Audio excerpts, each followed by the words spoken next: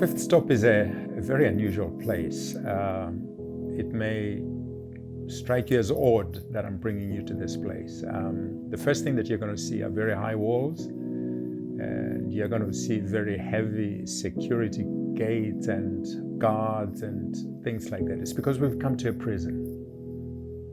Yes, it's a prison. We'll take you inside, and you're going to spend some time with some of the inmates. You're going to spend time with people on death row, people whose lives are not certain. They're not even sure when their dates of execution, are going to come. You're going to spend time with hardcore criminals who've been sentenced to many years in prison. You're going to spend time with petty thieves, who are in here for a short period of time, compared to others. You're going to spend time with murderers. A prison is a place where they take you when things go wrong in your life. How many of you know that in life sometimes things do not go according to plan, and we make serious mistakes, and some of us are trapped in such a place? You may not be behind these physical walls right now. You may not be in prison right now, but you know that you are trapped. There are things that have happened in your life.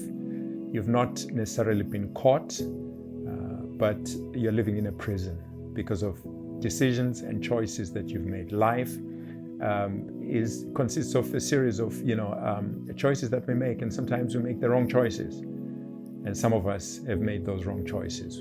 And I want you to think carefully about the choices that you've made in your life. I want you to think very carefully about the mistakes that you've made in your life. I want you to think very carefully about some of the prison walls that surround you at this time.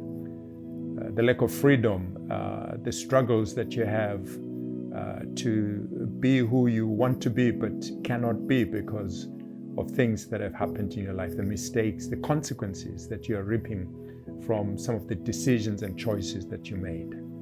So we want to spend time talking about these things. There's a way that your sentence can be handled. There's a way that God wants to help you out of this prison, whatever prison it is that you find yourself in. There are things that can be done to mitigate the circumstances and to bring you to a place of freedom once again. And so let's spend a little bit of time talking about your prisons. Let's talk about these high walls around you, and let's see how God, can set you free. God bless you.